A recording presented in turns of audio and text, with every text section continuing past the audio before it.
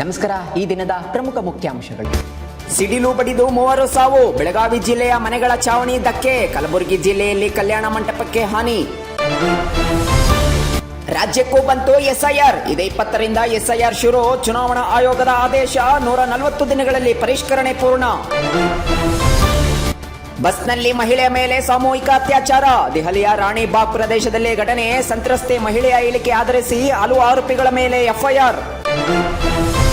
ಮುಂಗಾರಿಗೆ ಸನ್ನದ ಪ್ರಹಾರಿ ಪರೇಡ್. ಸಮನ್ವಯ ಸಭೆಯಲ್ಲಿ ಜಿಬಿಎ ಮುಖ್ಯ ಆಯುಕ್ತ ಎಂ ಮಹೇಶ್ವರ ರಾವ್ ಹೇಳಿಕೆ. ಆರ್ಡಿಎಸ್ಒ ಪ್ರಾಯೋಗಿಕ ಸಂಚಾರ. ಕಾಳೆನ ಅಗ್ರಹಾರ ಟು ತಾವರೆಕೆರೆ ಎತ್ತರಿಸಿದ ಮಾರ್ಗದಲ್ಲಿ 3 ತಿಂಗಳಲ್ಲಿ ಮೆಟ್ರೋ ಸಂಚಾರ ಸಾಧ್ಯತೆ.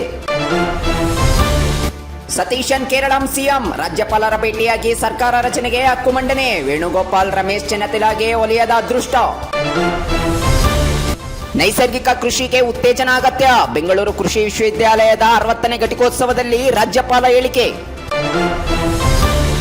ಸಮಾಜ ಕೂಡಿಸಿದ ನಾರಾಯಣಗುರು ನಿಗಮದ ನೂತನ ಕಚೇರಿ ಉದ್ಘಾಟಿಸಿದ ಸಭಾಧ್ಯಕ್ಷ ಯುಟಿ ಖಾದರ್. ಸಮಾನತೆ ಅಳಿಸಲು ಹಿಜಾಬ್ ಏರಿಕೆ. ಬಿವೈ ವಿಜಯೇಂದ್ರ ಕಾಂಗ್ರೆಸ್ ಸರ್ಕಾರದ ಮೇಲೆ ಕಿಡಿ.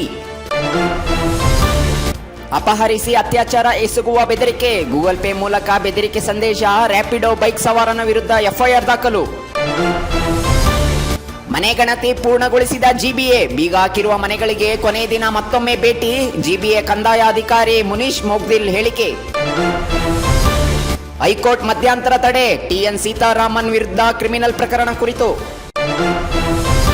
ಸರ್ಕಾರದಿಂದ ರಿಯಲ್ ಎಸ್ಟೇಟ್ ವ್ಯವಹಾರ. ಉಪಮುಖ್ಯಮಂತ್ರಿ ದಾಕ್ಷಿಣ್ಯಕ್ಕೆ ದಳ್ಳಾಳಿಯಾಗುತ್ತಿರುವ ಸಿಎಂ ಎಂದು ಎಚ್ಡಿಕೆ ವಾಗ್ದಾಳಿ. ಔಷಧ ಗುಣಮಟ್ಟದ ಮೇಲೆ ನಿಗಾ.